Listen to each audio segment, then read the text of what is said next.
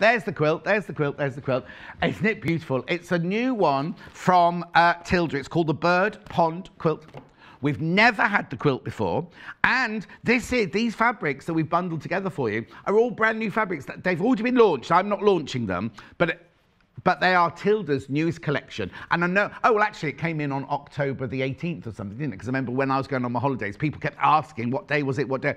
18th of October, these were launched, but it's the first time I've seen them. Two different colourways. The one you've seen on the wall is the pink colourway. So I'll start with the pink colourway. Now, you get so much.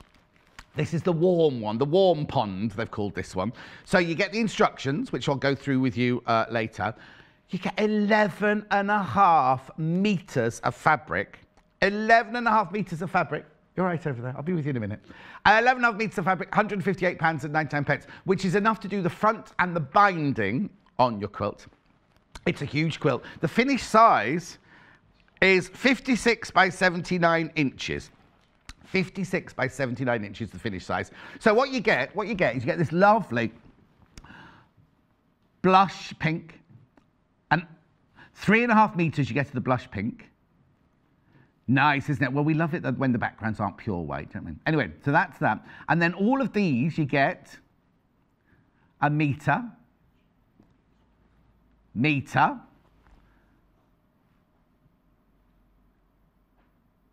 just waiting for Hannah. She's got stuck. Metre, half metre. No, that's a metre as well. That's a metre as well. Half metre, half metre, half metre, half metre, half metre, half metre. Now, can I just say very quickly? She's apologising now. It's gone to her head. When am I on air? She's saying. When do I need to put my lipstick on?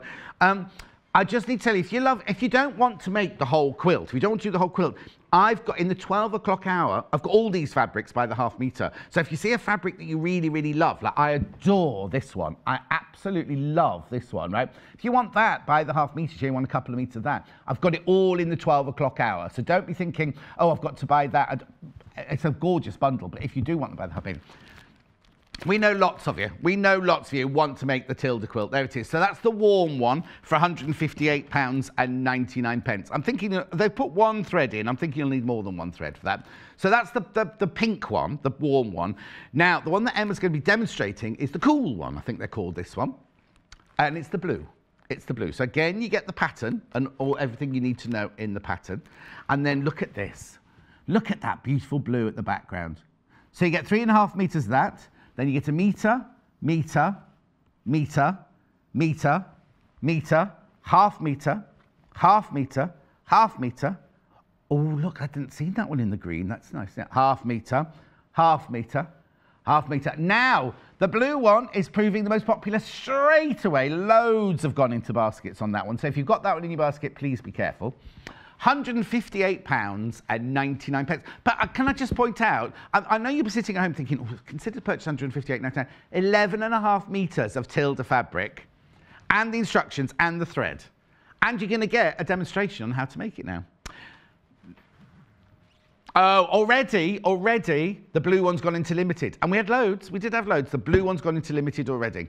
So please be careful. Right, now we're going to keep an eye on baskets on that one because there's so many people put that one in their baskets. That's the blue one. The warm one that we put up there is the warm one, is the pink one. The blue one is the cool one, is down there. Right, come on, let's go and do some sewing.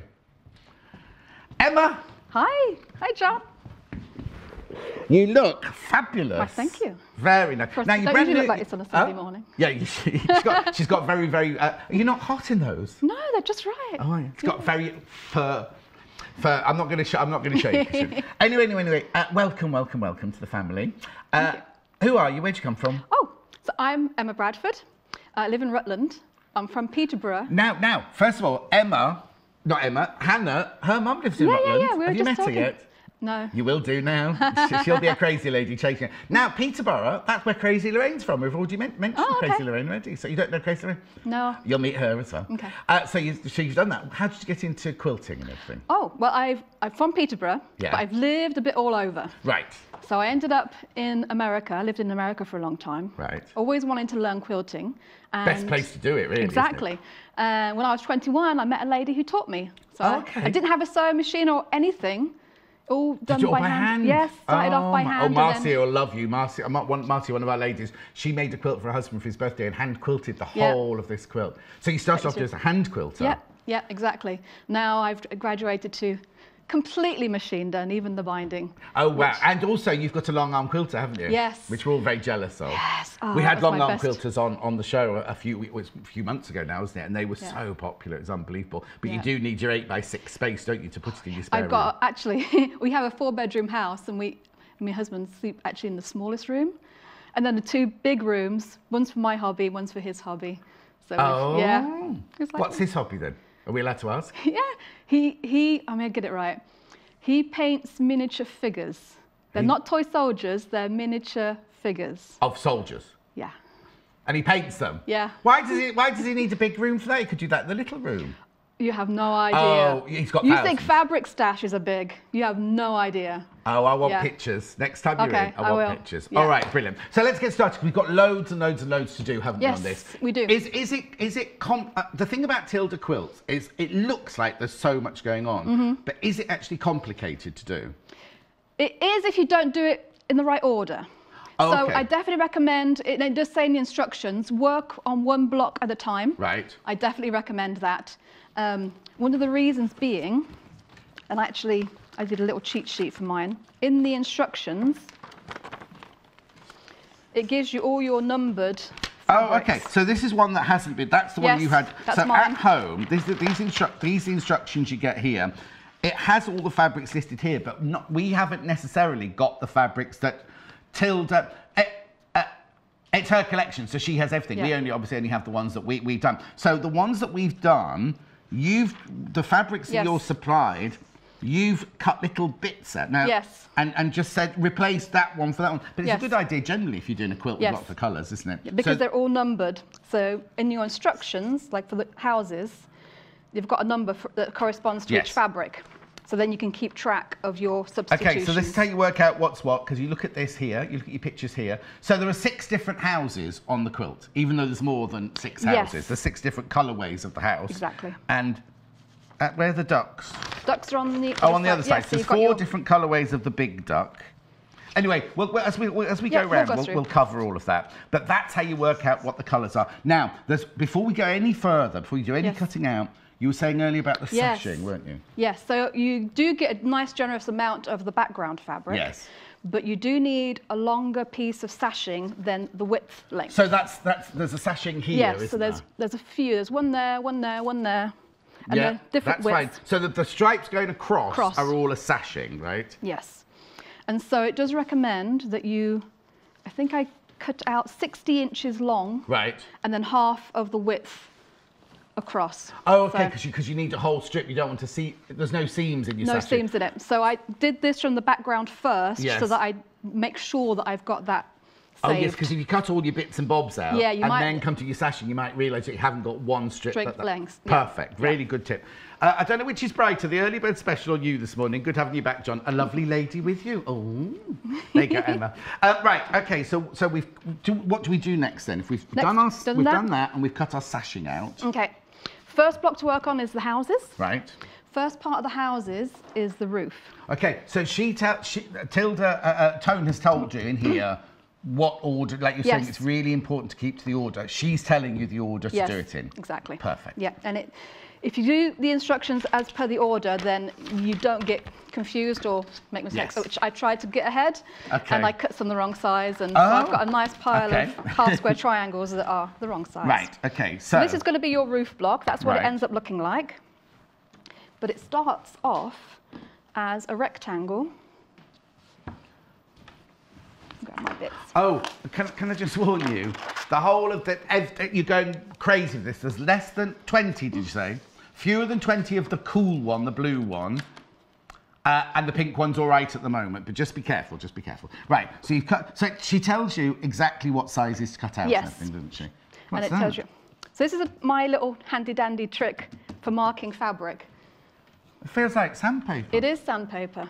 And this is from my hand sewing time as well. Oh, okay. Because I do, rather than English paper piecing, I do the American way, where you actually mark your template on the back of the fabric and then cut around Oh, it. you have to come back and do that? Yeah. Yeah, I like we'll that. definitely That's how do I that. learned. Okay, so this is just normal sandpaper from your hardware store? Yes, just fine grit is nicer. Yeah. What it does when you're marking, one, it grips your fabric.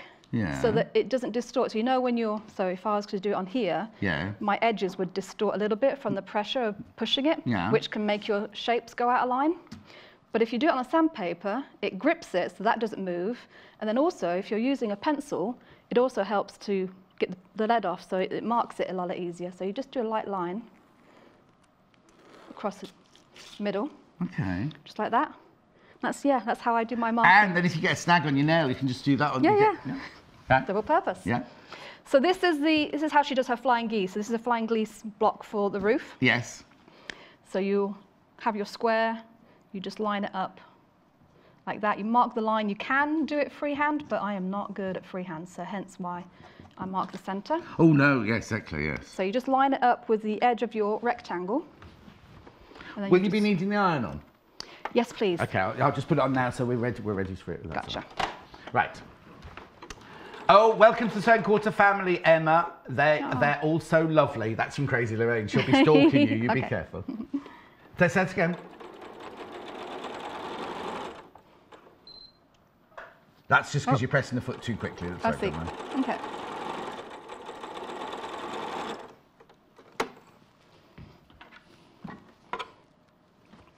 Now this bit you have to be careful. I've done this quite a few times. My rotary cutter. Because this is how I generally do my flying geese blocks. You have to make sure you cut the seam allowance off the correct side. It's very easy to do it off the wrong side. Right. So you have to measure 1/4 inch. Right. On this side, whereas if you don't. Oh, we're cutting away. Yes. I see what you mean. So we're cutting off the extra. That's a dinky little ruler, isn't it? It is. It's quite handy, actually. I really like it. I'd be a little bit frightened that my fingers were a bit too close. Fingers a bit too close to the blade for me. Oh, I'll just step away.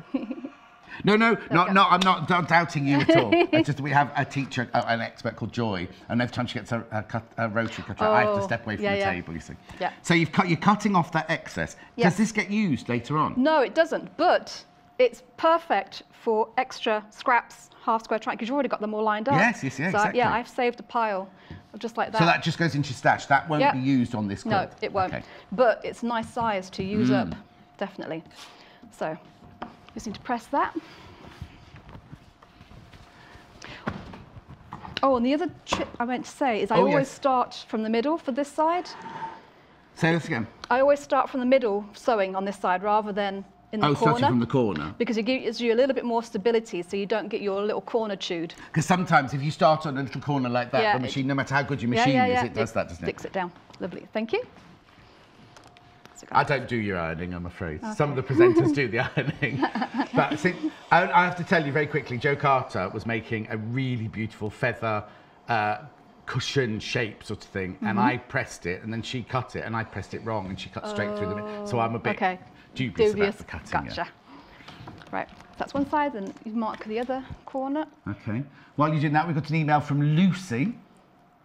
She says, "Morning, both of you look bright and colourful, just like the quilt." She needs to tell us about her own oh my goodness moment. Oh. Her husband also paints miniatures while she sews. Oh.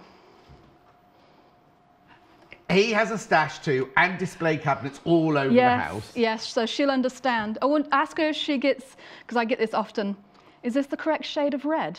What do you think? Because you have no idea. It has to be the correct shade of red to be. But doesn't it say the colour on? Does he buy? Is it like the old days where you buy little pots like that, like Airfix? There's room for interpretation apparently. Oh, so red isn't always red. No, I have learnt the correct and the incorrect responses over the years. And what are they then, just so we know in the future?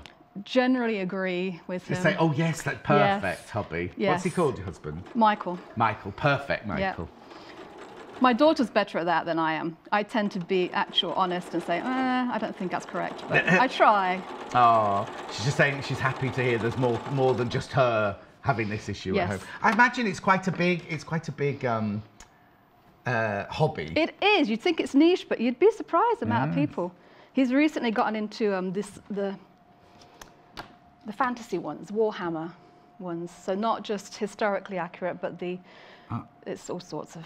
Do you not say to him, that's our pension you're spending? Oh, no. No, we have an agreement. I don't say anything about his hobby. He doesn't say anything about my fabric. Okay. So, Does he sell them? No. Because you can make money out of yours. Yeah. No, he doesn't. But. Has he got a job? Yeah. Yeah. Is he American? Yeah. Oh, that's good. Yeah.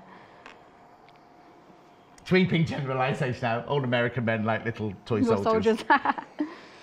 There we go. So that is how you make your. Oh yeah, great. Everyone's saying great tips so far. Thank you. Yeah. Okay, now this is something I always worry about when you put shag together, Yes. because the top bit isn't going to match, is it? No. So that includes your seam allowance at the top. So a lot of people panic, say, "Oh, my point isn't at the top," the right place, yeah. And then they trim it, and then they put it together. Then they realise, "Oh, I've lost my." Yeah, because you'll lose the top of your point then, won't you? So okay, so that's the roof. That's the roof of the house. Right. That goes into a stash box. Right. Now the centre, actually, I just need to press that open. I didn't do that. This is my finished block. Oh, okay. Just to show. Now, so these fabrics here, they're all on the map, aren't they? So you know which fabric's going to go where. So you know which one to cut out, because they're different sizes, aren't they? They are different sizes. And everything, yeah. So there's a pattern that gives you all the different letters, which tells you the shapes, and then the numbers in the diagrams correspond to which fabric should be used where for which house. Okay.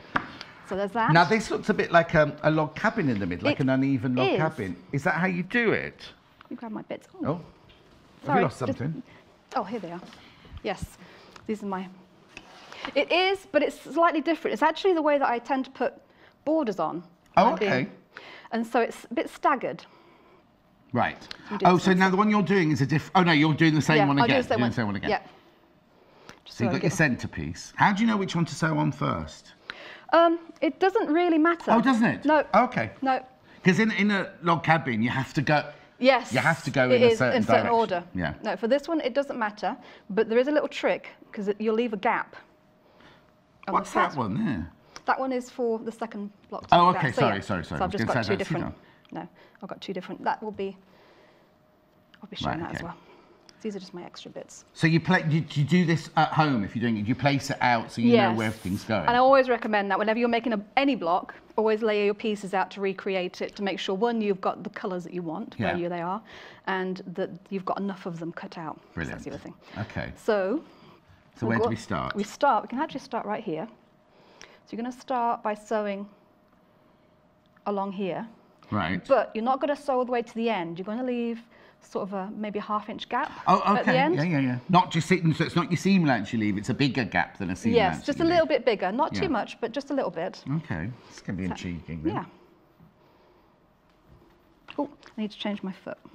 Oh, what are you changing it to? It's 1/4 inch. Oh, okay. So I needed a straight one to do the roofs. Yeah. Now I need to go to my 1/4 inch foot because I'm doing the piecing. Yes, it is. Yeah. Now, I know lots of people at home are going to be thinking, what's her accent? Because you just, how did you say 1/4 of an inch then? Quarter of an inch. 1/4 of an inch. You see, I thought you were from Cornwall, but there's no Cornwall there at all, is there? It's Peterborough. No, Peterborough, yeah. And? Peterborough. Peterborough. That's how we say it.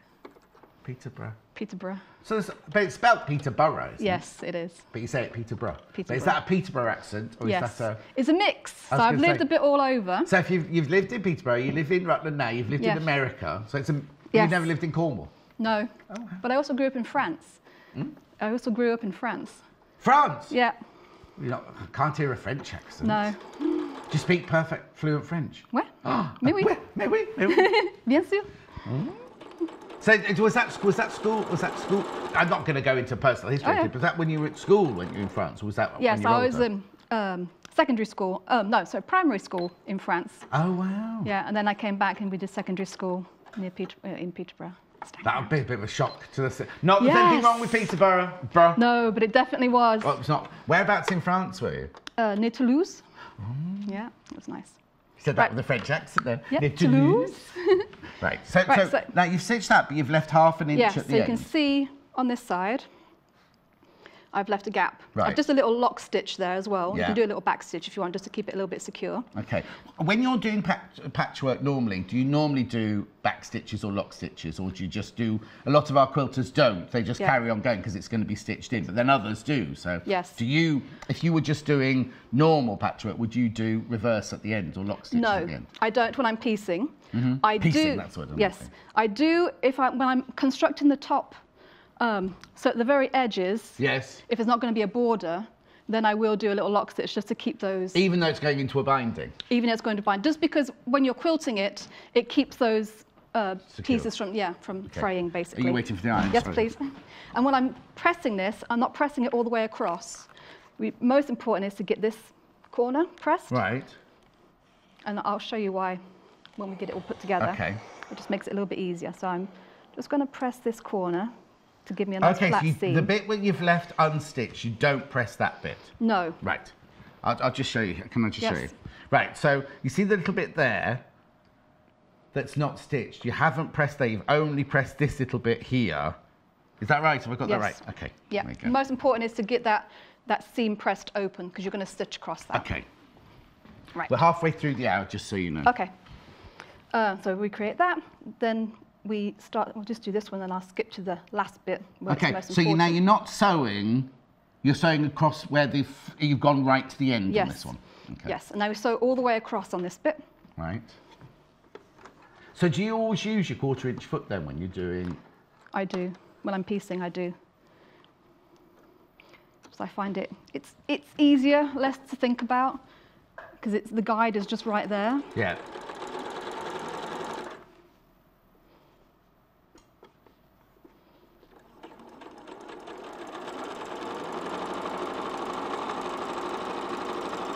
So now what colour would you, because this quilt is every colour you can imagine. Yes. If you were doing this at home, what colour would you use to do from all your piecing? From the kit? Yeah, if you had all of you suddenly went very French then. Oh. If you were doing this at home, because you've got your greens, your blues, your pinks, your lilacs and everything, what colour would you use to do all your piecing? You mix it up, and in the pattern, I've highlighted some. There are some colours that need more fabric than others. Right. So I've highlighted those so that when I'm assigning my pattern, so for instance, you've got meters and you've got half meters. For the ones that need a little bit more, might be best choosing those from a half meter, or at least being aware that you need a little bit more fabric for those. Yes. Sorry, I haven't said it properly. What colour thread would you use to stitch them together? Oh, I see, thread. Yes. Okay. Yes, because I'm using the orange just so we can see. Yes. I usually a cream or a neutral. This would actually go really well with a sort of a greeny blue. And you just do the same colour all the way through? Yes. Okay. Not white. I tend to stay away from white, and right. also as a long arm quilter I tend to stay away from white because it's quite stark. You'd be surprised how much just a little bit of colour can actually help to blend things in. And don't you want your quilting to be stark then? Or are there occasions you think, oh, sometimes I will do this one in white to make it more dramatic or something? Yes, definitely. It depends what other colours, other fabrics are in there. So you get white, and then if you've got like a dark blue in there as well, that white will really show up against the dark blue. It depends what you want to highlight. Of course, yeah. Right, so that's that. And then you just continue with this one, exactly the same. Right. Now this one, I've gotten to the point where I've got my 3 sides sewn on. Shall I move that one? I'll move that one away. So that one's sewn on exactly the same this one as. So where's your, so this is the one that you did first with your gap there. Yes. Obviously this is a different colourway we're doing now. Yes. But so there's one, so you've gone down there, up there. So you're now going to go across the top, are you? Yes. So now we just line up. You sew this one on exactly the same that you've done these two. Yeah. You just need to make sure you get it in that gap. That's why we leave a little bit bigger gap, so you've got a little bit more room to manoeuvre than your 1/4 inch. Right. I'm just going to pin that just to keep it in place. Right. At the moment, we've had no corners to match or anything like that, have we? No. So only, I suppose, the ducks. When you come to the ducks, you've got corners to match. Ducks, there's some corners. On the houses, the only part that you need to be careful of matching is when you put your rows together, the points of yes. That's a key point. So I'm not usually a pinner at all. At all? No, I try not to pin. So why the pit that you just pinned then, that was just to make sure that you didn't... It doesn't shift while I was moving it. Yeah. So unless there's a a corner that really critically needs to be matched, then I'll pin, but no. When I do the pointed star later on, there's a lot of pinning in that. Oh, yeah. Yes. Yes. Okay, so we just press that open again. Press, yep. Oh, now, the iron is set to steam. Okay. A lot of our quilters don't steam their fabric. Are you a steaming girl? I'm a steamer. Oh, okay, that's yes, right. I'm a steamer. Definitely. Sorry. That's right. Right, so now you've got your last bit that we just need to sew across. Oh, okay, so there's nothing, I thought it was going to be quite complicated, like a Y seam or something, so it's literally... Oh, no. I hate Y seams. Oh, okay, we hate the Y seams. Yes. So you're just going to literally go across that last seam Just now, the last bit, yeah. It's just need to leave a little gap so that you can get that last strip on.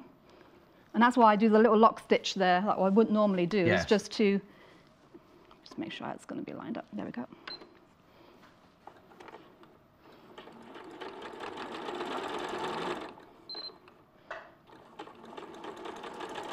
There we go.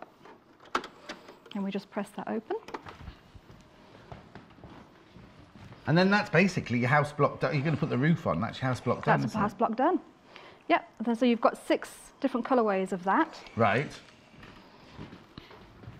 So now, oh no, so that, you've got the same coloured roof on that one as you've got on that one. I do. Those are a little bit different. Okay, that's fine, as long as you follow the thing, but obviously this is always the same because this is your background fabric, isn't it? Yes. Okay, right, we're going to go on to ducks, but before we do that, I'm just going to go and recap bundles. Okay. So then I'll come back and we'll, because that's a house finish, isn't it? That's a house so you finished. make all your houses for the whole quilt. Yes. Finished house. Do you know what? It looks a little bit like the improv house, doesn't it? That, what's that Joe Avery does, isn't it? Anyway, so that's your house there. Yep. Right, I'll let you prep up the ducks and I'll just go and do the warm bundle, which is this one here, which is the one the finished one is made of. You get 3.5 meters of the lovely, very, very soft pink. 3.5 meters, what I just said. Then you get a meter, that's now, all these fabrics are going to be available by the half meter in the final hour. Meter, half meter, that's nice, isn't it? Half meter, and half meter, plus your thread, plus your instructions, £158.99. That's the warm one, which is the pink one. Finished size of the quilt is 56 by 79 inches, 142 by 200 centimetres. There's your finished quilt there. That's the one in the warm colours. This one's the cool. The one that we're working on is the cool with the blue background. Single figures of this one now. Single figures of the blue one. So you get 3.5 meters of the blue. Then you get 1 meter. Now, you see that pattern? You don't. Oh, yes, you do get that pattern in the pink one, but you only get half. Isn't it weird? In the pink one, you only get half a meter of that one. But you get a meter of that one in the bluey green one. Then you get a meter, half a meter, half a meter, half a meter, half a meter, half a meter, and half a meter. It's so much fabric, 11.5 meters in total. I can't decide. I think I like the blue one best, you see. Yeah, nice. Anyway, let's carry on. Check out on the blue one because you are gonna. It is getting, well, it's single figures, like I said, single figures. Right. So now we're going to do the duck. So there's a big duck and a little duck, isn't there? Oh, they go in different directions as well. Yes. So she tells you, I didn't notice in the prep that they went in different directions. Yep. She'll tell you how many to make facing that way and how many to make facing that way, won't she? Yes, definitely. Right. So I've got one sort of part done. I was going to say, that's not a finished one. No. Well, it's partly done. That's his head. Yes. Okay, so now, this look, I can see straight away, there's 2 half square triangles and then there's different shaped rectangles in there as well, aren't there? And they are all marked in the pattern. Yeah. So your ducks are on this side. So it gives you, again, your letters to correspond to the different sizes. And then your 2 colourways going each direction. Oh, yes, of course. Now, I'm surprised. I don't know if Tilda does this. I would almost, well, I don't know if I would. I was going to say, because it looks almost like a foundation paper piecing thing, doesn't it? Because it's so precise and everything. But I suppose if you stitch exactly where you're supposed to stitch, it's going to work. And it's not too bad. The ducks, little ducks even, aren't as small that it makes it worth being on front. Yeah, so they aren't so bad, actually. So. Just get my bits. Yes. So, sorry, I'm just thinking ahead. Sorry, Okay. I'll shut up. So they're pretty straightforward. Yeah, she says. Yes, You got a piece missing. Ah, yes. What are you? Bundle missing. Is it that one? You Okay, need? Oh, there we go. Put these aside. This is for these. So, now are you doing an opposite? Are you doing an opposite one now? Yes, we can do one of each. Yes. So the most important part is how you sew it together. Most of it is the same. Right, but just that when you sew all your bits together, they just go one way or the other. Right. So your half square triangles you can do in a chain all together because it doesn't matter. And chain piece them and all everything. Basically. Yeah. That's. You need that one to go the other way. Yes, thank you. That's all right. That's it. And then that's your body. Yeah. And this is your So you need to. bit on the back. Yeah. And then your half squares. Yeah, all these look, all of these here look are all drawn up in your. I mean, I'd have to follow this one visually, but you can see there's your duck and how many you make facing in the direction in the colours that you have to make them. These are the big ducks. These are the big ducks. Yes. Right. Okay. So most of the ducks are relatively straightforward.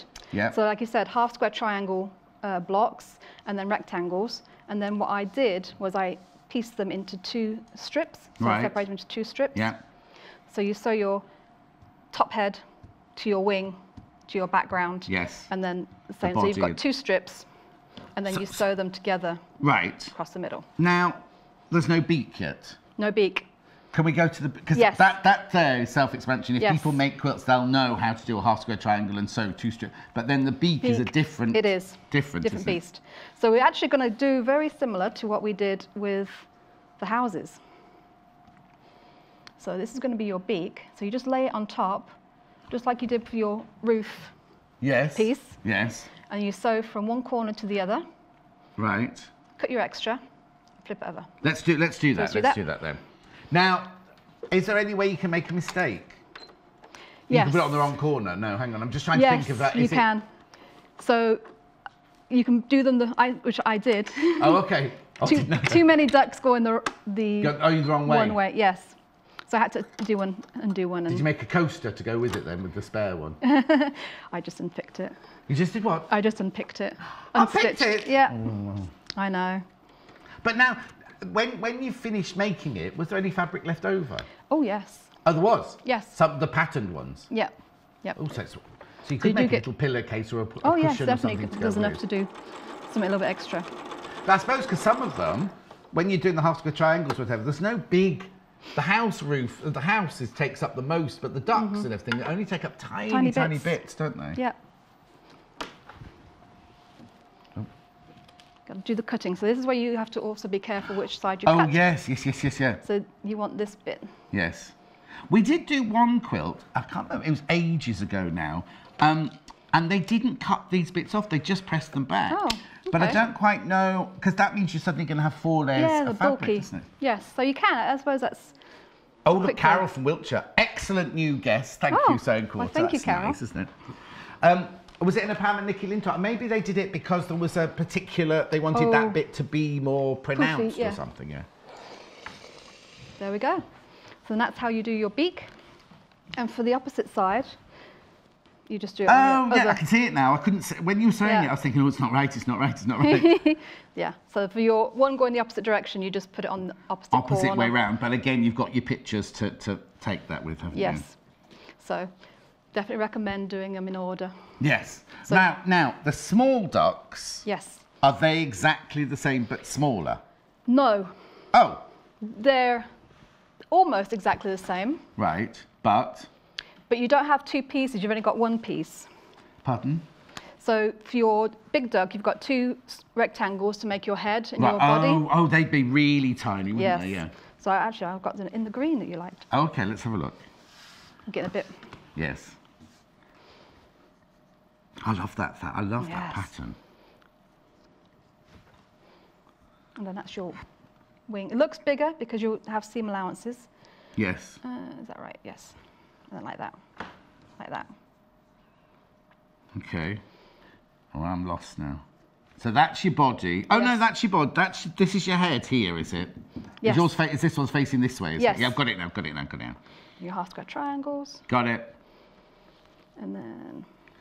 But now... That's going to be for your... Oh, yes. You've got something to say about this, haven't you? So the beak, you do in exactly the same way, where you stitch a diagonally across there, but... Yes. But in the instructions, I believe they've put the wrong size. Right. So in the instructions, this is correct. Yes. For your square, to make your beak, it has it listed as 1 3/4 inch by 1 3/4 inch. Right, which is actually that size, isn't it? Oh. Hang on, let me have a look. Yeah, so yes. what I think they've done, I'll just explain this. To do the beak on the big one, you need a square of 1 3/4 inches. That's correct. We think when they've come to print up the pattern, they've just transferred that square onto to this. But if you do it with a 1 3/4 inch square, it's not going to work. It's not, because you can see it's going to overlap. Yes. And so you can, sort of, but you're going to... Oh, but you'd have the most enormous beak. So what size do you need to cut them to? 1 1/2 inch. Right. Because then it will match exactly on top of your little rectangle. Which is what you want it to, isn't it? So I'll just sew this up. Okay. Absolutely loving Emma's demo. Can she please come back and do a tip session? Oh. I think you need to come back. What were you saying about English paper piecing, but American? Yes, it's American paper piecing. Well, yes. obviously. Yes. Well, it's not paper piecing. You don't have the papers, actually. Oh. At all. No. That's just piecing then, isn't it? It is, but you mark your seam allowance. Because it's hand piecing, you actually mark your sew lines. Right. We'll go into that another day. We won't get to it now because it's going to confuse. So that's what it ends up looking like. Yeah. And you cut it away.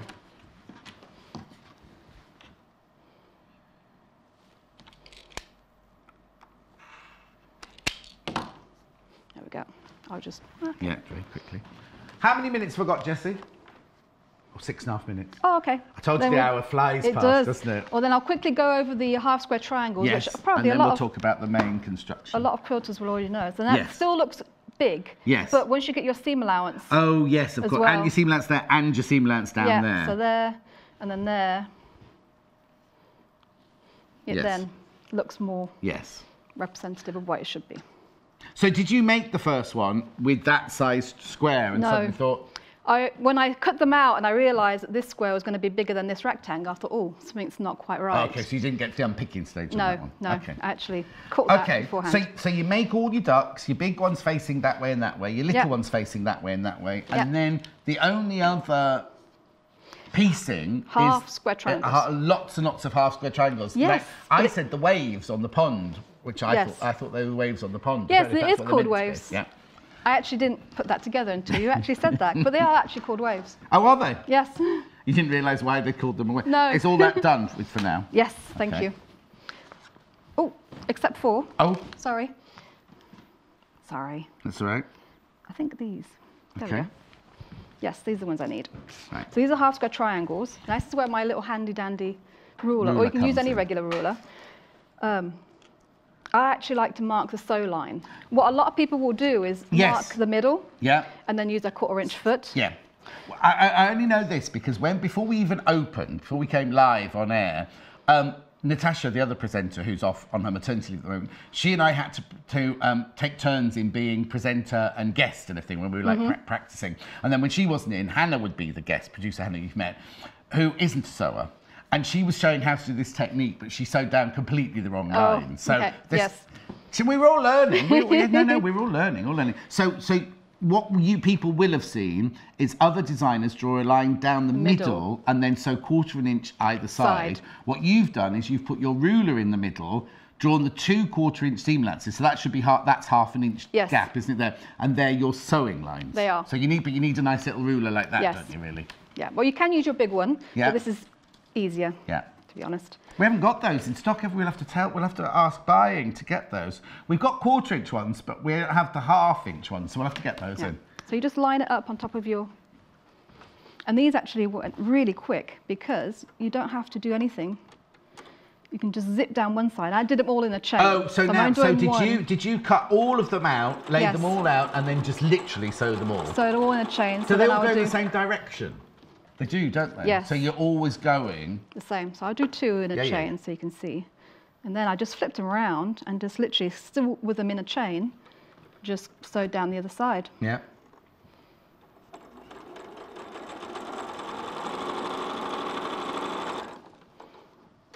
So like that, and then literally... Oh, you don't even cut the thread to go back down? No. No. And it just made it so quick. Hello, everybody. I love these fabrics, and isn't Emma fabulous? I would love to hear more about the USA quilts from Jude. Oh. Next time, Jude. Yes. Next time. Well, you got another hour later. That's true. When we do the folding later, we can talk about America as well. Yeah, definitely. Because I used to live in America as well. Oh, okay. Whereabouts? New York, Manhattan. Oh, posh. Hello. What posh? I loved it. It's my favourite place in the world. Okay, so you've done your 2 lines of stitching. Would you press them? Would you set the seams in real life? Or not? What I actually did, and I used my big ruler for this Yes. though, while they're still together, which is what I like to do when I've chain stitched, is I actually cut them first and then I pressed them, but still keeping them together. Do you know what I thought you were going to do? I thought you were going to line them all up in a line and cut them all, and I was going to say, you did do it? Yeah, that's how I, but you can adjust a little bit, so then it's handy to take them over to when they're all together. Yeah, we made some bunting, haven't you? Exactly. Justine says, loving the show. Welcome back, John, and a lovely welcome to Emma. Oh, thank you so much. What was that, Hannah? She yawned and spoke at the same time, and it's difficult enough understanding what she's saying normally, as you all now know. So I keep them in a chain, and then it's easy to just carefully use your rotary cutter, or you can use scissors if you're more comfortable with that. Yeah. And cut your little dog ears off. Yeah. And it snips of threads at the same time, so. So you just make hundreds of those? Yes. Then, how many minutes have we got left, Jessie? 2 minutes, right? Okay, then. So let's quickly, very quickly. So you've actually got 2 sets of those. Right. But you sew them into a strip? Yes. Oh, yes. You sew them into 4s. So you've got unit 1 and unit 2, 2 different colourways. Right. And then your bunting, your strips are going across will be a 1, 2, 1, 2, 1, 2, 1, and then the next one is a 2, 1, 2, 1, 2, 1. I didn't understand that. Just say that again. So for the use of your unit of 4s. Oh yes. So you've got your little duck. Oh, I see what you mean. Yes. Yes. So one little duck with 4 waves underneath it. No. The little duck. The strip with the little ducks and the ducks is all together. Oh, you've sewn it all together at that point. Okay then. This is for the waves. Yeah. The waves, you've got 1 unit of 4, a second unit of 4. Yeah. So that's the same colour as that one. Oh, got it. Yeah. So to get the colourways right. Yes. Got it. Okay, brilliant. So do you then make just stripes going across? Yes, it's all in strips. Strips. And then you put the sash. Is the sashing already on the housing or already on the ducks before? Is that a strip? Yes. So and is that a strip? Yeah. You've got 1, 2, 3, 4, 5, 6, 7 1.5-inch strips of sashing, and 2 that are 2.5 inch. Right, to make the bottom and the top. But there's nothing down the side. No. Because then you quilt it, make your quilt sandwich. Haven't talked about the backing, but I'll do that later. Quilt sandwich and then bind it. You've got enough fabric from the 1 metre ones to bind it with, haven't you? Yeah. Or you can, if you want to make it even more patchworky. Yes. You can just do a scrappy one. We talked about that yesterday. This is the batting. I'm sorry it's got that. I'll just put that there. I don't like it when it's got the felt pen written on it like that. Graphics coming in for that. So, well done. Congratulations. You've done your first show now. Yay. That's that over. You can now relax. You're coming back in an hour's time to do the folded, I haven't got it here, but the folded star cushion, aren't you? Yeah. And it's, I have to say, on our Facebook fan page, people have gone absolutely crazy for it. It's nice. Definitely a wet, rainy afternoon project. No such thing as a wet, rainy afternoon in my life. Right. We'll see you in an hour's time. Thank you ever so much for that. Right. Very quickly now for the 2 bundles. So, are we doing warm first or cool? Warm first. This is the pink one. This is the one that was hanging on the wall behind us. It's beautiful. Look at all this fabric. You get 3.5 meters of the pink. You get a meter, meter, meter, meter, meter, half meter, half meter, half meter, half meter, half metre, 11.5 metres of fabric in total. You get your thread and your instructions, £158.99. It is Tilda's newest collection. Now, I have got all of these fabrics coming up in the last hour. If you're thinking, I'd like some of the fabrics, don't want to make the quilt, but I want some of the fabrics. The finished size of the quilt is 56 inches by 79 inches, and this is the pink. Did we show you? Did you show it? This is the pink one. That's what the pink one will make, the ducks and the houses and the waves. Okay, then I've also got it in cool, in the blue, which is proved to be the most popular. This one's the blue one's the most popular, down to single figures on the blue one. So you get 3.5 meters of the blue. Then you get a meter, meter, meter, meter, meter, half meter, half meter, half meter, half meter, half meter, half meter. Can I just say something quite controversial? This is my favourite Tilda collection that we've ever done. Bird Pond, I know. I'd love it. There's some in here that I just have done. £158.99 for that. Oh, now, am I doing... Oh, how long have I got, Jessie? Have I got time to do these or not? I've got two backings. These are 108 inches wide. And that one there, you can't see it. This one that's got the beige one, but I've got the blue one here if you're doing the cool one. Wouldn't that be lovely as your backing? So obviously you just need the drop, don't you? So you'd need 7 to 8 inches, so you'd need two... Ooh. Yeah, it'd be just over 2 metres. You'd have to buy 2.5 metres of that, wouldn't you? Because the width is already... But you'll have left over from down the side, won't you? Because it's 108 inches wide and you only need 50... Oh, you could do it the other way.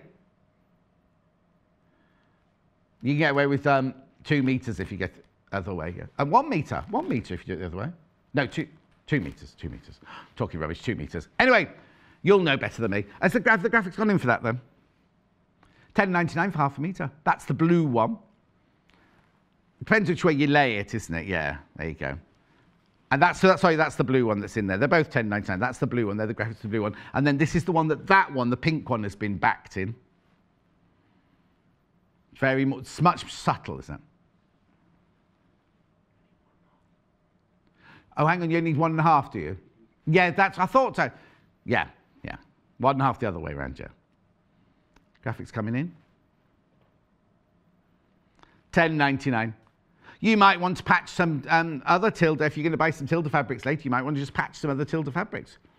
All right, I'm going. Helen's up after the break. Oh, doing that lovely jacket that I showed you at the beginning. It's from the Great British Sewing Bee book, and she's going to show you how to draft your pattern and to make the jacket. I'll see you in 3 from now.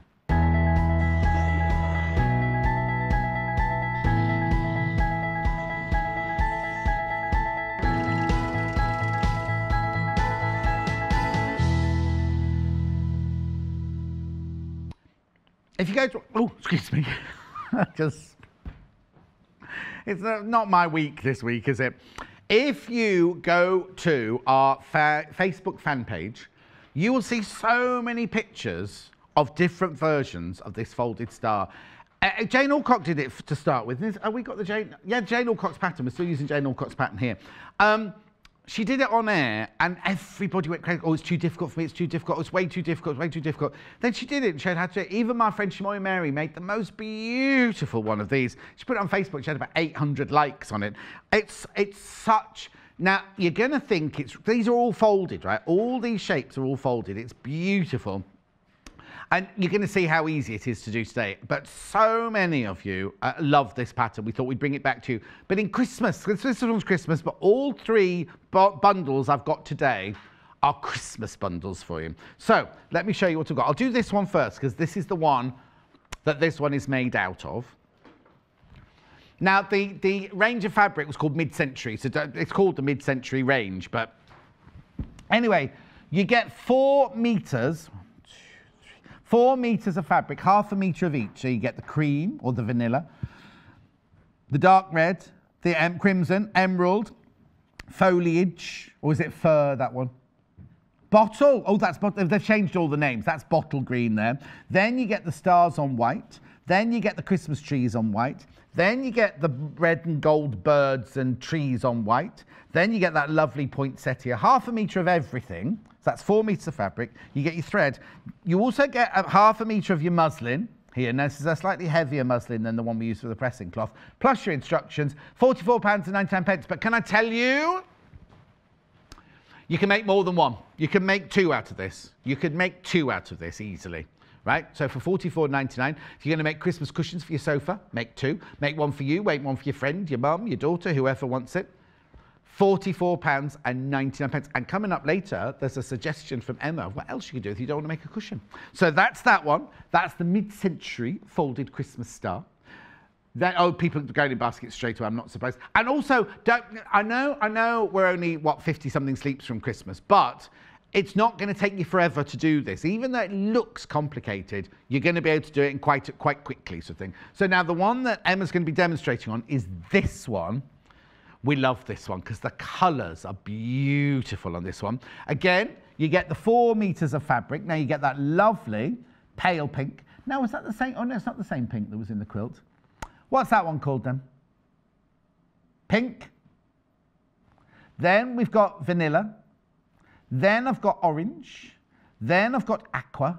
Then I've got one of my favourite Christmas fabrics. We've got reindeers on pink. Reindeers on green. That is just called pink, that one. Then you've got this one, the snowflakes on blue. And then this one. When we launched Christmas in July, this was the best-selling fabric in Christmas in July, this one. So you get 4 metres of fabric, you get your muslin, you get your thread, and you get your instructions. £39.99, that one. When you start seeing Emma putting this one together, you're going to realise how gorgeous that one looks. It's really funny because this wasn't Hannah's favourite when we were doing prep this morning, and then Emma showed the part make that she's done, and it was suddenly like, Hannah was like, that's my favourite, that's my favourite, that's my favourite. So please be careful on that one. And then this one, this is a more, this is gorgeous because this is more designery, I'd say.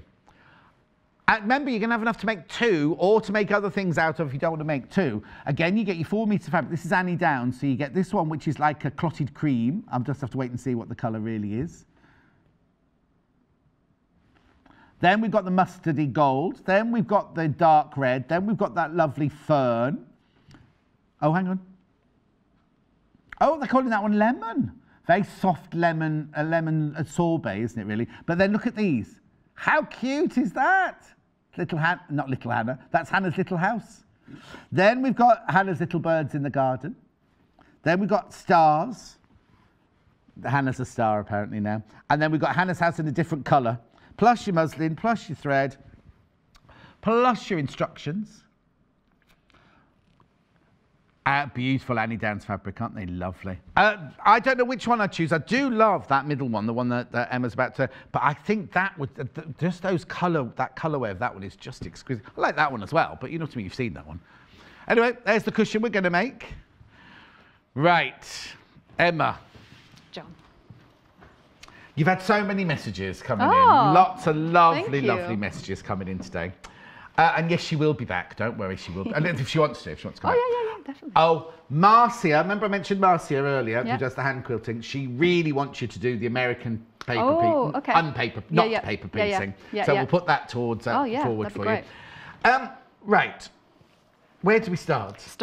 Because it does look difficult, doesn't it? It does. Start with.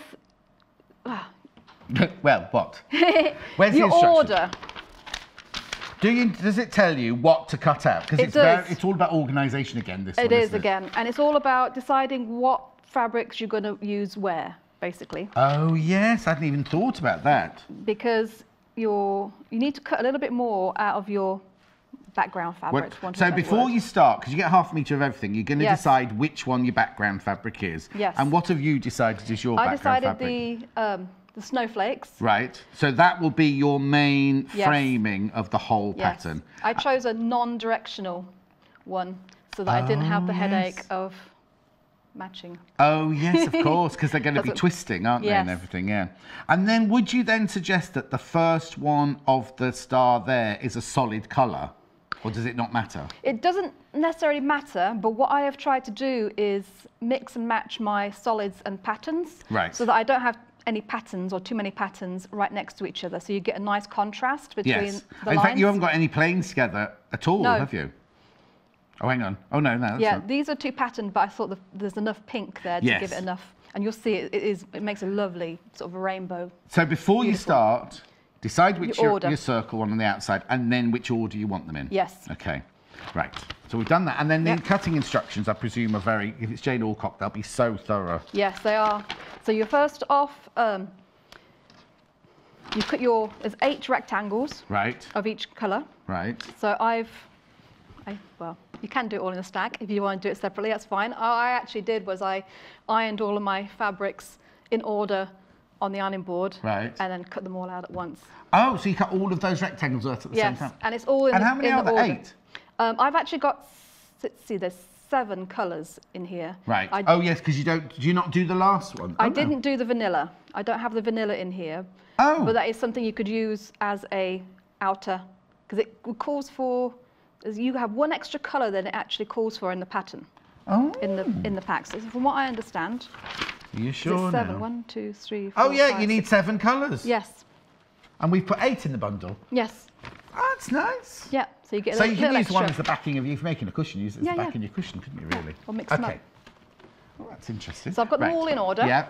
Next step is to press them. Right. So you have to press 1/4 inch.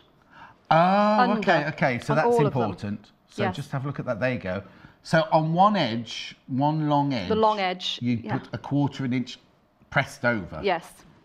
So again, I've got those all in order. Right. So those are all pressed.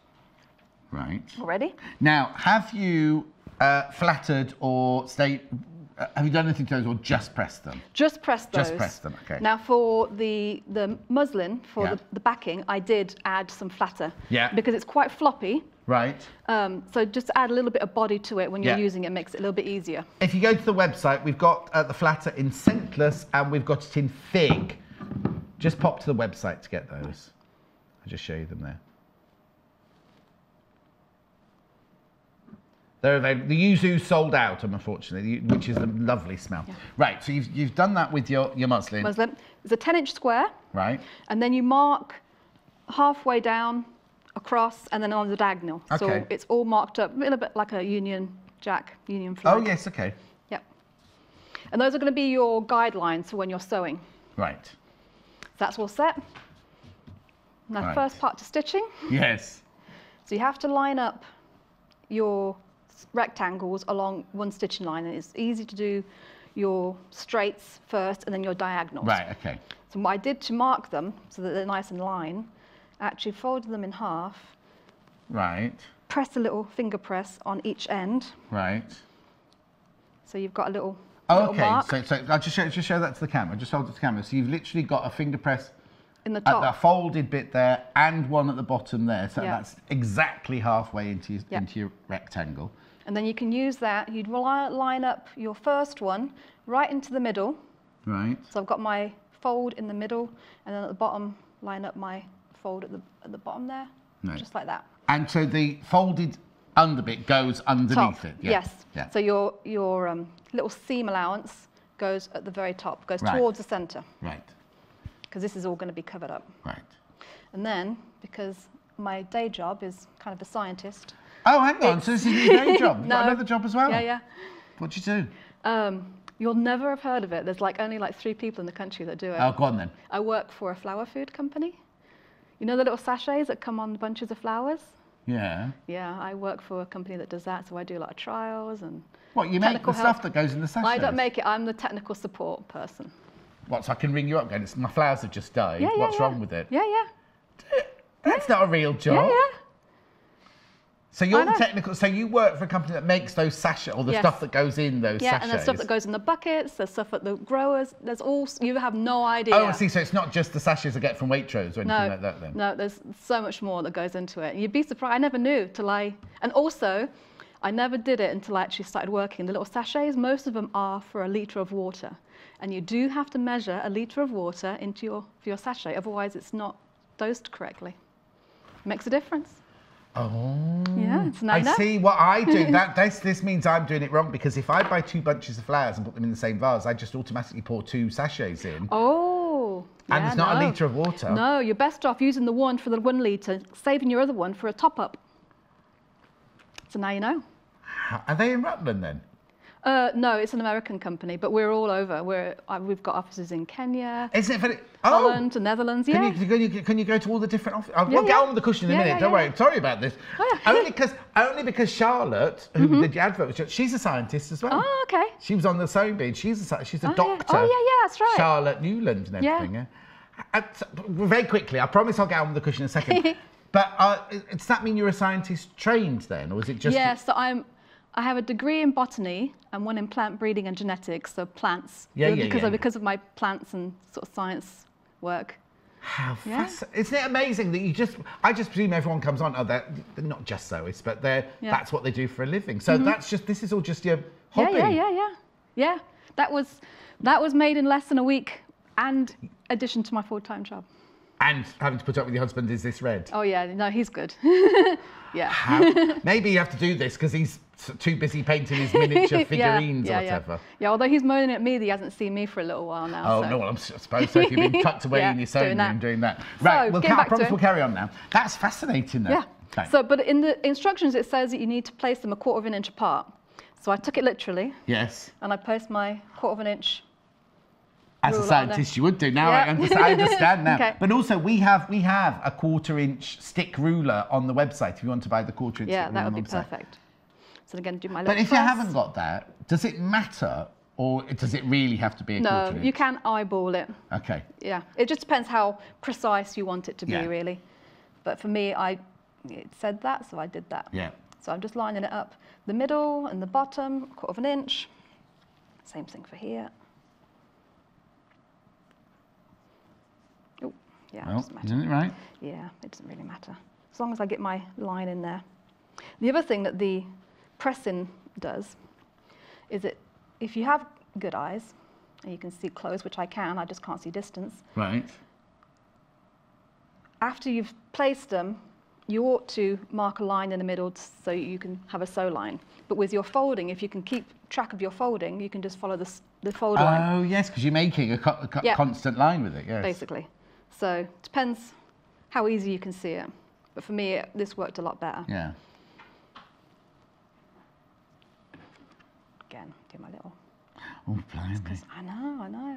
This would be my downfall. I'd be like, yeah, that's 1/4 inch. Yeah, that's fine. No, you can just eyeball it. This is just me being Well, no. But then, if you're going to do that down all the lines, they're all going to have to be the same. Otherwise, your star's going to be uneven, isn't it? Yes. Let's do that. Do you have music on when you're sewing at home? I'm laughing because I've just discovered I'm a podcaster. Oh, are you? Yeah, I listen to podcasts. I love them. And I've just discovered a new one, which may not be for everybody's taste, but it's called All Killer, No Filler. All Killer, No Filler. Is this going to frighten all the... Yes, what is it? I wouldn't recommend it. It is basically a podcast about serial killers.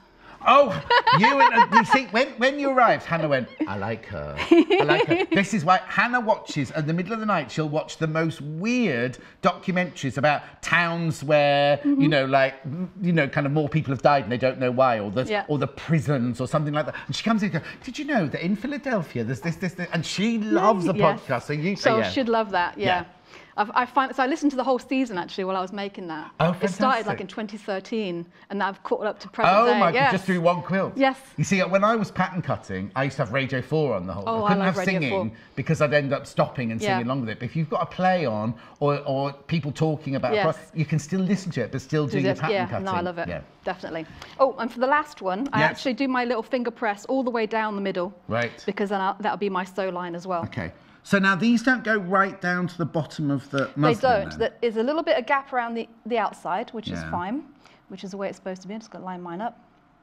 Now in the pattern, once you get to this point, it tells you to line them up on the other side as well. Right. I did that for the cushion. Yeah. And then you sew across all the way down. Right.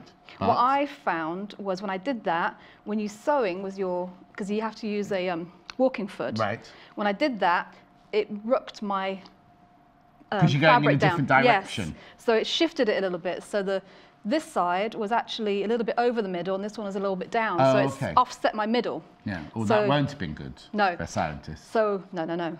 So I do it one at a time. Now, if you haven't got a walking foot, is that the end of the world? It isn't. I would just go slow. Oh, now, is that the same machine that Helen just had? Because I made it go faster. Oh, okay. Oh, yes, because it does need to be very slow for this one, actually, which does help. Yeah. Let me find my... Oh, yeah, have you not got a foot? Yeah, it's there. I'm just trying to find it. So, find my middle. Now, for this one, I have done either lock stitch or little backwards and forwards in the middle. At the beginning? At the beginning. Yeah. Just to keep your middle, because your middle of your star, if they don't all meet up in the middle, you'll get a little gap. Right. Which is also not the end of the world, because that's what I ended up with the cushion, but then I just went back and did a little hand stitch. Put a button. Yeah, or put a little bit of bling. I actually saw some of those on the Facebook. Oh, yes, put a little bit of bling in the middle. Now, does it matter what colour? Are we going to see the stitching? Yes, you are. So I'm using orange in this one, so you can see it. In the kit, it comes with a... oh, yes, it comes with a cream or a red or a... Yeah. Sorry to pull the cushion. For the cushion, I actually use the same cream, so you can see the stitching a little bit, but it gets hidden into the folds. Okay, so it's not but don't hugely be thinking, noticeable. oh, it doesn't matter what colour, because you do see it. Yes, exactly. Okay. Just turned on, John. You're back. Missed you. Hope you had a good holiday from Dee. Oh, Dee had a fantastic time. You not seen my Facebook page? Thank you, anyway. I've been back all week, but anyway. This one's not too bad. On my machine, when I sewed it, it rooked up the fabric a little bit more. Well, that's because you didn't have the 680, I didn't, no. Which we've now sold out of, by the way. But I just lifted my presser foot up and put it down, rearranged, smoothed it out. So just you see, take now, it easy. could you stitch it the other way, from the bottom to the top? Because then it wouldn't ruck it, would it? Because you're going with the... Yeah, you could. But then that means you're not... That means you might lose control for the centre, might you? Yes, which is the most important bit, because that's the bit you see. The bit here will get covered up with extra fabric. Oh, okay, well, that is fine, yeah. Right.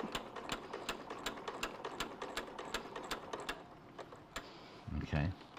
No locking stitch at the bottom, then?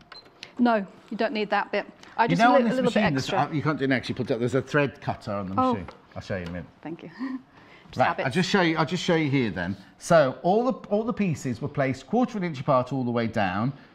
Important you get that centre bit exact right there, and you literally just stitch all the way down the middle, right the way to the end there. Right. Yep. Now you do the other side, exactly the same.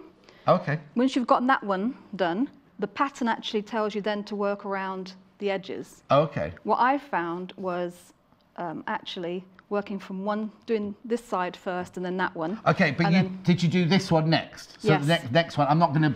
Oh, yeah. So the next one would be... Right here. That one there, I'm not going to place it. Yeah. And you'd stitch down that one. Yes. Then you'd do this one, would you? Yes.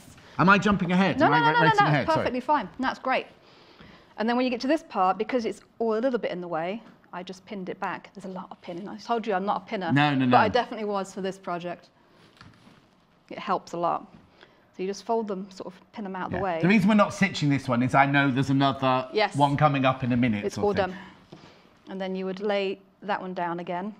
Oh, you see, because this is where it's important now. For the middle. Yeah. And so you also don't want to stitch into any others on the side or across. Yeah. So you have to make sure that you're just stitching down the new set. So you mustn't ever catch any of the others, but you also mustn't start any lower down. You've still got to start right up in that central point there. Again, I'd say it's probably less of a problem if you start a tiny bit lower down, because then you can go back and do your stitches or cover it with a bit of bling or something like that. And then again, I did it from the opposite. So did you do north, south, east, west? Yes. But Jane had said do the north and south and then go in a circle, did she? Okay. Yes. So after you've done north, south, east, west... Then I did the... So have you got at this point hundreds of pins in it, or do you only need to pin the one? Only pin them when you're So you stitch that one. Yes. You could then take those pins out and then re-pin where you need to exactly. stitch. So then that's all done. Then I just need to pin these up out of the way And then the same for the diagonals, you just need to pin up so you've got some room to sew. Perfect. So that's the sewing part. Right. There's all our extras. Right, then, so you, like Blue Peter. Yes, this is what you end up is this one got all of the lines done now? Yes, I've started to fold this, so I'll undo it. Right. So this is what you end up with. I quite like it like that. Yeah. Right.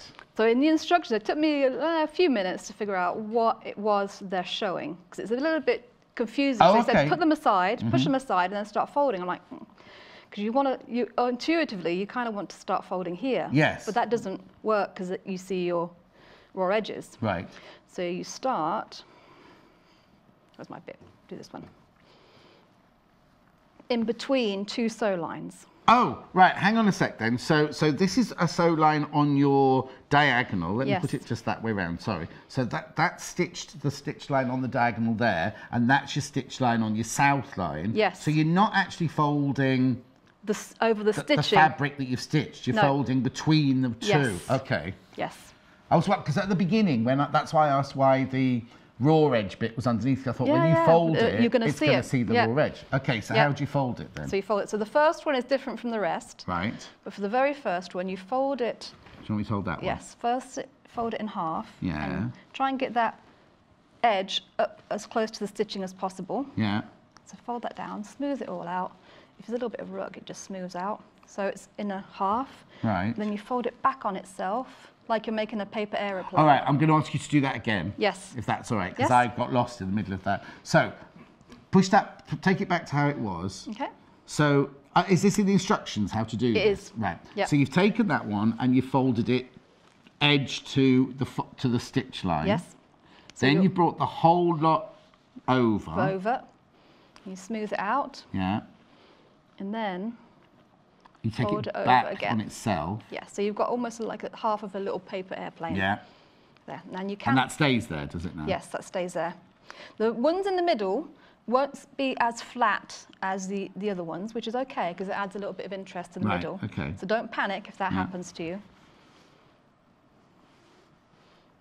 That's the same. So that goes to the edge. Yeah. Try and get that edge as close to the stitch line as possible because that will help prevent some of the bulk because it does naturally fluff up. Yeah. So put it down and then fold it back over. So you're basically filling the top of the empty bit of muslin. Yeah. Exactly. So that's how you start. Okay. So I'm just going to put a pin. Enough pins, oh yeah. Yeah. It's just to hold it in place while you're doing the next bit, really. Right. So you said the middle one is different to all the rest. Now so the next one you don't do the same thing. No. You do half of that, but then you don't do the second bit. So you fold it in half like you did the first time, smooth it down. And this is where it becomes important to get that edge up against your seam as much as possible. That's one side. Oh, okay, so this time you're filling right the way across. Yes. And then you do the same for the other side. Oh, good, because I was thinking that was going to be too fiddly to do that on all 7 of them, but actually it's much easier now. You just literally, almost like plaiting, it looks like a plait, doesn't it? Exactly. Yeah. So you fold, put another pin there to hold that in. Is pinning the only way to hold that? I suppose it is, isn't it? There's nothing else you could use to hold it down. You do stitch at some point. Right. So you fold the first 4 or 3 down. First 4, so you've got 1, 2, 3, 4, and then you do a stitch across, which I'll show you. Okay. So folded it over. Right.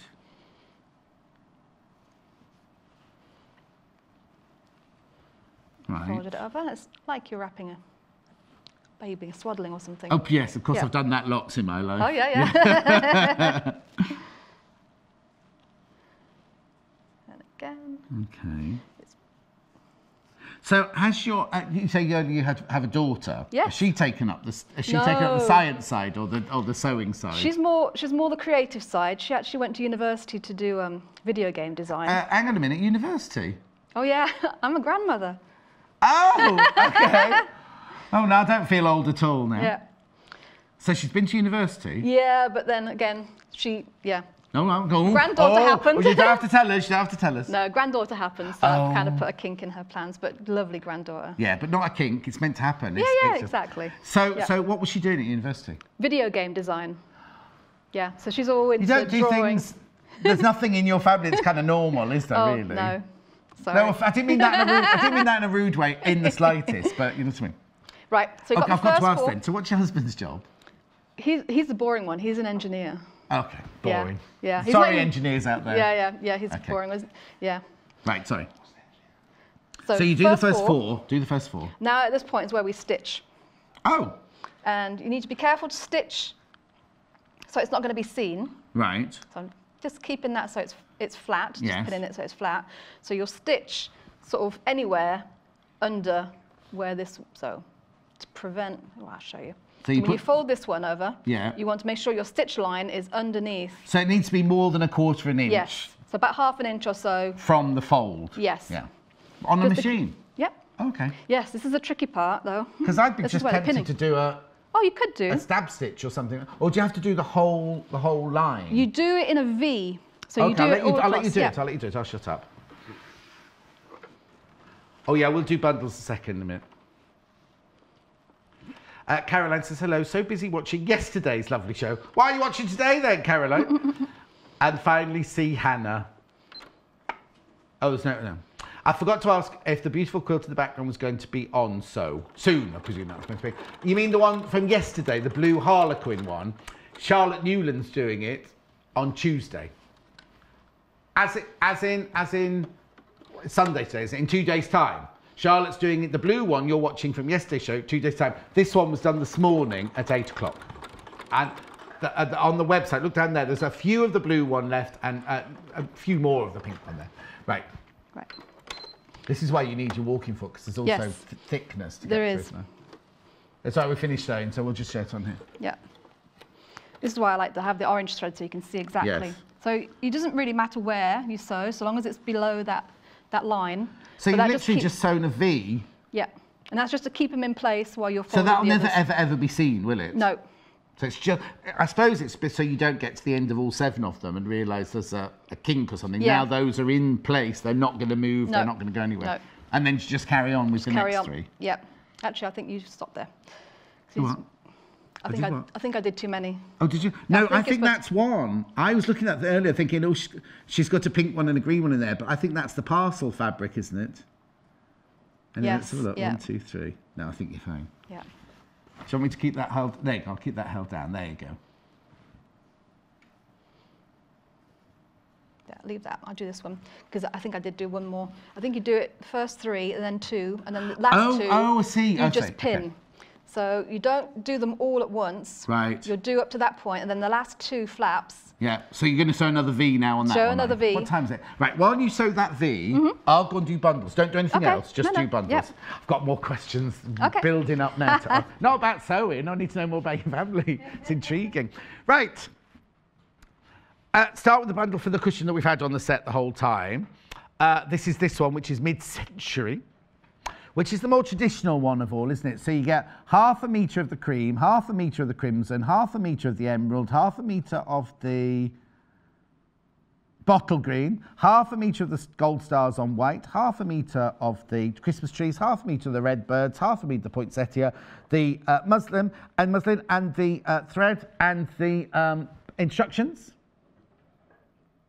£44.99 to make that. Now remember, don't be thinking, oh, £44.99. You can make 2. You could definitely make 2 out of this, if not more. That's £44.99, that one. Beautiful, isn't it? Anyway, then the one that Emma's making, it's just beautiful. This is pink, cream, orange, aqua. You've got the stags on pink. You've got the stags on green. You've got your snowflake on blue, which is the one that Emma's used as her background. And then you've got the parcel one. 1/2 metre of all those, plus your muslin, plus your thread, plus your instructions, £39.99. Now remember, you can make more than one. You can make more than one out of that if you want to. And then last but not least, I love the colours in this one. I want to sort of see this one made up. Oh, they get spend the most Spin the most popular. If you make one of these, do send me a picture because I think these colours are going to be extraordinarily beautiful. Lemon, darker yellow, the crimson, the green, the little houses, the little birds with hats on, the stars. Right. Hannah's saying it's the least specifically Christmas. There's Christmas trees, there's robins with snowflakes, there's the follow the star, and there's the houses with Christmas trees. So apart from the robins and the Christmas trees and the stars and the snow with a star on the top, Hannah, look. Oh, okay. Where Hannah lives, you see, it's quite magical. They already grow with the stars on all year round, apparently, she's saying. Anyway, £44. £44 and 99 pence. What's the matter, Hannah? Don't judge her, she says, because she's crazy. £44 and 99 pence with the instructions again. Here's what we're making.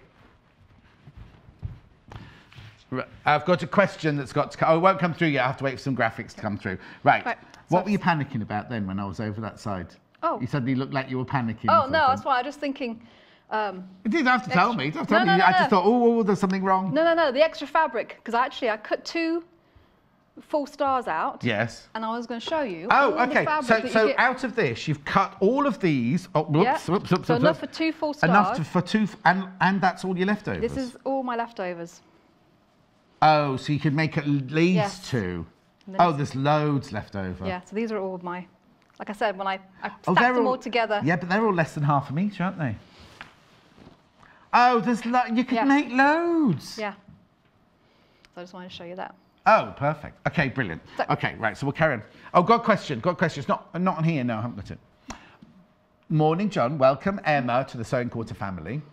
Thank you. Could you place a coloured fabric in the square at the centre? Oh, in this one.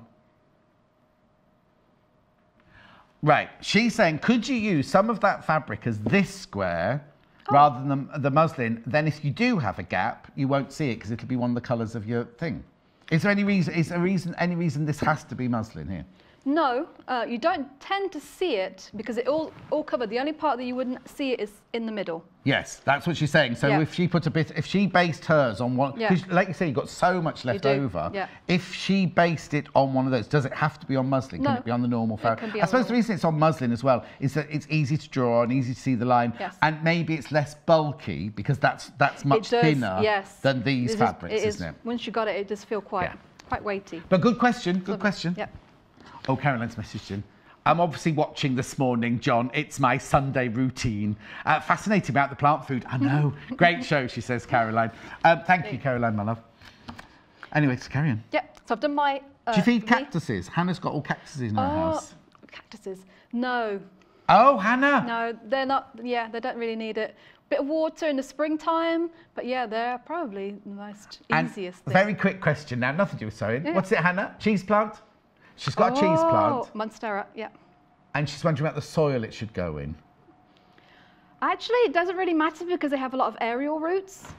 Oh, those are those, like an orchid, aren't they? Yeah, so they're like an epiphyte, which is a plant that grows in a tree, like orchids. Is it like a parasite then? Is mistletoe a... Mistletoe is actually a parasite because it actually goes with monstera and orchids. They actually just sit. They don't actually get into the tree. No. They just sit on it. Because when you have an orchid, you have to have a see-through pot in an orchid. Yes, because they like the light. But then all of those like fronds all start growing up. Because I've got some in one of my spare rooms, and it's like all everywhere. Yeah. I don't really like those. I want to chop those off, but I can't, can I? No, not really.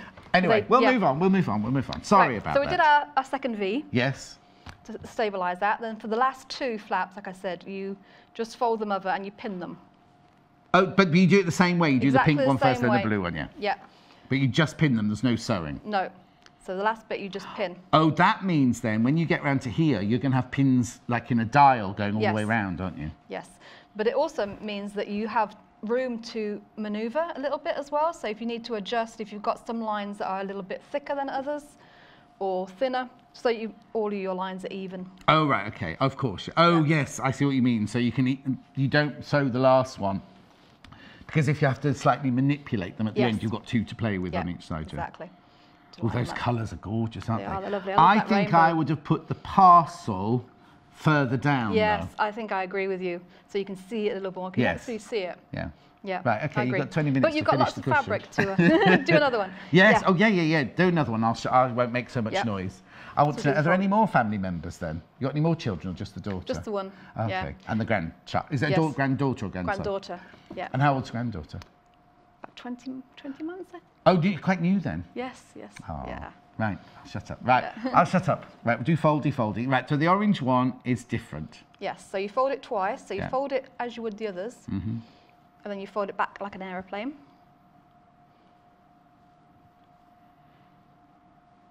Yeah, the podcast also helped for this. Do what? Do you have the podcast on doing this? Yes. They haven't given you the simplest projects for your first day, have they? The least time consuming. But they're fun. Mind you, how quickly could you, once you're into the flow of it, you haven't got me whittering in your ear, how quickly could you do this? Do all that? I'd say definitely an afternoon. Oh, okay. Yeah, definitely. Yeah. It's quite quick.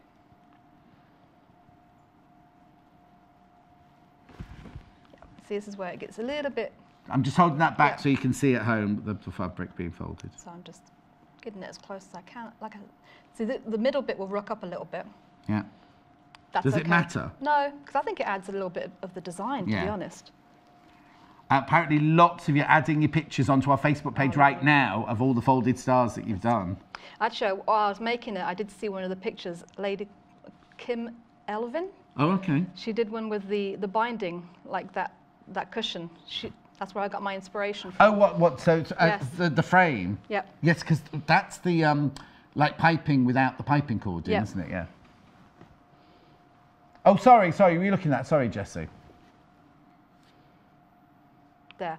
Now, are you ready to stitch or not? Now I'm ready to stitch. Yeah, because then you do the next two and stitch them down, and then the last two you leave. I'm just wondering if you don't want to take it to your machine, whether you could do that. Yeah, definitely. Just tack it by hand. Yeah, because it's going to be caught down. Oh, no. Will it come unfolded if you don't machine it down there? If you do some good stitches, it should be fine. Yes, but there is, if they're not, they have to be proper stitches. They can't just be like big tacking stitches, because if you pull on one of those, or somebody pulls on those, it could come out. Yeah, it could come out, yep. Right, Marcia. Hello, Marcia, my lovely. Morning, everyone. Would it help to do it on top of a wool pressing mat for the pins? Oh, you mean like when they make lace making, do you mean? Well, the only thing is, you still have to move it. Yes. Marcia, so, no. Yeah, sorry. Oh, yeah, I've told you now, Marcia. No, don't do that, because you've got to move it to your machine. Yeah. Now, Marcia, you know that watch you're buying for your son? I'll have one of those as well, please. I think her son, right, hijacked her Instagram page and put, here's the lovely watch my mum's buying me. Was it something like £17,000?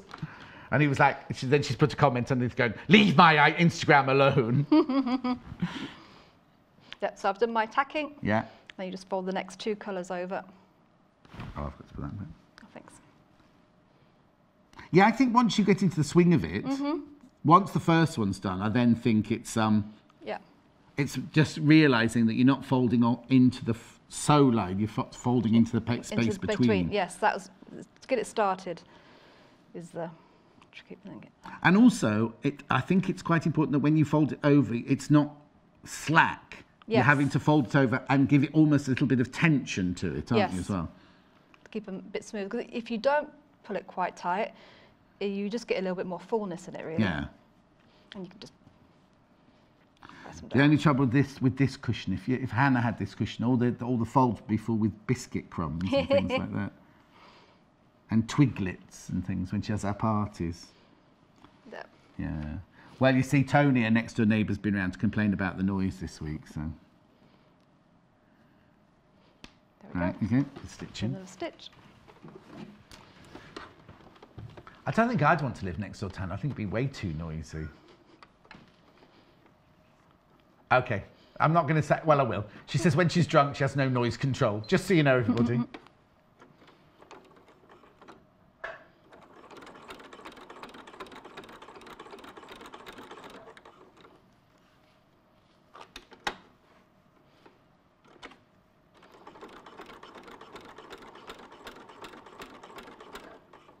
So, your next project you do for us, will you have another podcast if you're up to date on your... Yes, I'll have to find something else. Where'd you find them? Did you go look I don't know how you even have to find them. How'd you find the podcast? Well, for that one, actually, because I needed something new, because I'd already been caught up in everything else, I just Googled good podcasts? Yeah, recommended podcasts. Oh, wow. Do you have to pay for them? No, they're absolutely free. They have them on Audible. I do pay for Audible.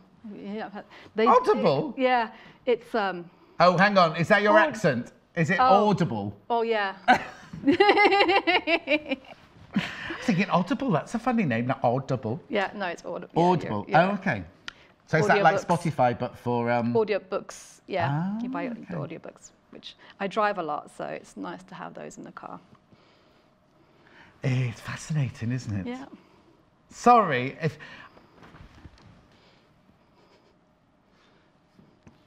I have to get these pinned. I can actually show you how to do the corners. Oh, yes. Where are we time-wise, Jessie? I'm having too much of a good time to even look at the clock. Oh, we've got 10 minutes of demo. Oh, all right. Okay, good. Yeah. So I might just do one more and I'll show you the triangle on the corner. Oh, yes, yeah. Oh, yeah, because it's not just the folding, is it? You've got to finish the... Yep, the extra bits. So there's that.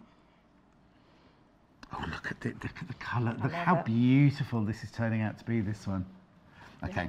But I think you're right, that pattern would have been nicer in the middle. Yeah, just to get a bit more of the... Interest, yeah. Not interest, because it's like nice that it's changed the colour in the middle there, but it was just... So just do this one quickly. So when you sew your triangles on, it will end up being a little bit skew-if, at least mine did. Oh, why?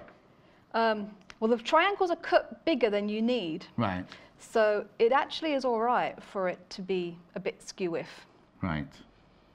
The most important I need part, to do that, don't I? yeah, we'll get to that bit. The most important part is covering your raw edges at the bottom, and then you trim it up. Oh, okay. So if it ends up a bit skew-if, don't panic. Panic, because you can always square it off. Exactly.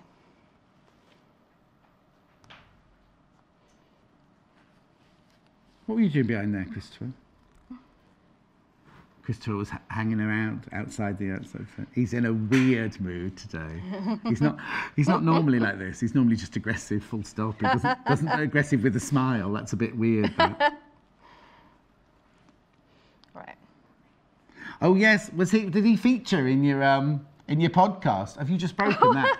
He's just broken the ribbon thing. You break it, you pay for it.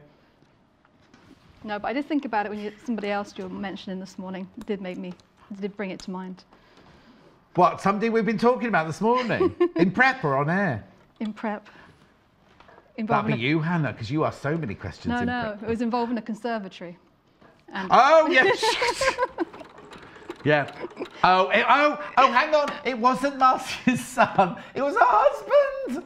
It was her husband who wanted the watch. Oh, I do apologise, Marcia. What's that? Oh, quick and pink. What's that for? You made a mistake. No, it's to cut my threads. Oh, okay. Yeah, just keep it neat and tidy. You sound all offended there. No, it's cut my threads. Yeah, just... Oh, do you just cut them off as you're going along? Yeah. Just keep it a bit neat.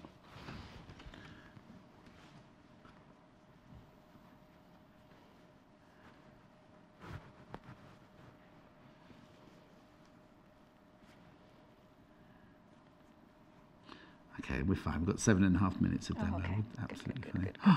Oh, this is gorgeous.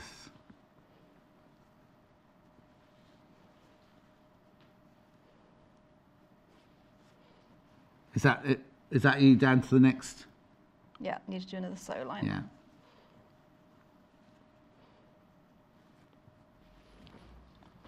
Okay. Okay. What's the matter?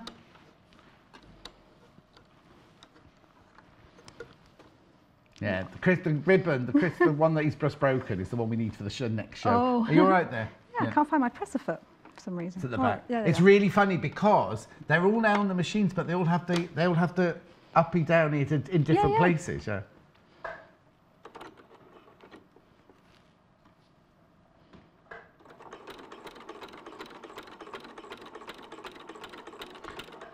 We had this fabulous little machine yesterday. It's called the Silver Bug, like a start. It was only 45 pounds. Wow. I think we sold out of them completely. Loads of them went, but it was just such a sweet little starter machine. Yeah. But I was saying, buy it for your children. And people saying, Margaret wasn't it? Said, I've got one in the caravan. Or take it, when my other one's being serviced, I use that one sort of thing. It was a really sweet little machine. Those little ones are handy for if you go to any classes as well. Yeah. Oh yes, totally. Yeah, because you sometimes don't want to be schlepping a great big one, do you? I actually have a friend who. Now, is this going to be fascinating as well now? Oh, no, it's just a bit of advice, really. I had a friend who did take her nice or singing or dancing machine to all of her workshops, and she used to leave it in her car. Oh. And she ended up having to replace the motherboard because of the vibration in the car, jiggled it loose or something happened to it. The motherboard? So, yeah, I don't know. Something that sounded expensive. Like the computer, it must be the computer central or something. Yeah. Oh, because it vibrated in the car, not someone. I thought you were saying someone was going to break the window and stole it. Oh no, just from being left in the car. So. Maybe that's what my problem. I need my motherboard changing because of all the driving I have to do.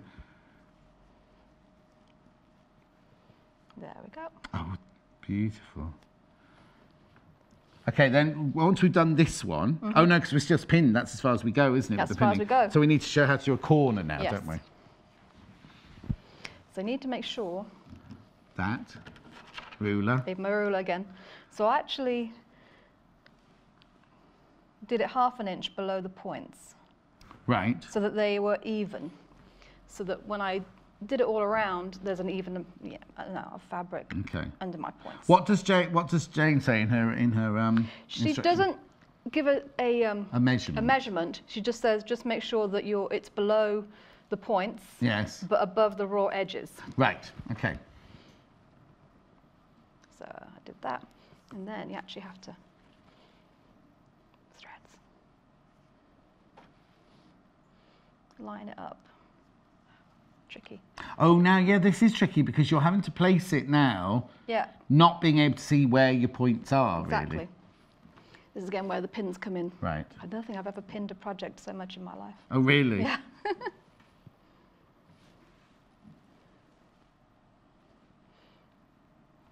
But I suppose what you could do now is pin it. And flip it over. Just because it'd be awful if you then did stitch it in the wrong place. Yeah. I actually did, first time I actually did it 1/4 inch below the points, and it was a little bit too high. Yeah. There wasn't enough triangle basically left to flip it over. Right. So that's why I went with a 1/2 inch. Yeah. So you can see that's going to be. And this is where. And you need to now. I was going to say you need to 1/4 inch foot in, really, but you don't, do you? Because you've got your walking foot on. Got my walking foot, yeah. So it is still about 1/4 inch, but for this one, I'm just going to eyeball it. I'm just going to go to the edge. Right. Just to make sure it's even. Can you move your needle when you've got a walking foot on? Can you move your needle left and right? Yeah. I'm not saying you have to do it now, but I'm just suddenly thinking, but you can, can't you? Mm-hmm. The reason the hand's there at the moment, I just need you to move that. That's it. It's just to hold that thread. If I hold that thread, and then you do the stitch. Yeah, actually, it's good. I just do it just to catch the first little bit. Yeah, you're all right now. Yeah. Thank you. Sadly, we're not. I'm waiting. Not offering the pattern on its own today. It just comes in the bundle today, I'm afraid. Helen says, well done, Emma, with the folded star. Oh, thank you. John, I think you should do the star next time from Helen. Thanks, Helen. Bossy Helen from Lanarkshire. Actually, I nearly said, I'll do this side. And I thought, no, it's Emma's first day. I don't want to mess up her hole.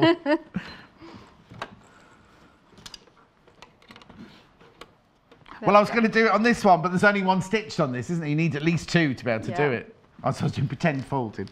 Right. So there we go. So now we've not pressed at all during this project, have we, with the iron? No, you can. Apart from when we did the flatter on the fabric. And your allowances. Yes, but once we started doing this, there's been no pressing at all. So now, when you fold that would fold over like that to the corner. But then, do you do anything with any of this here, or do you leave it where it is? I think I left it. I'm trying to remember what I did. I think I left it, to be honest, and then I just trimmed it all over.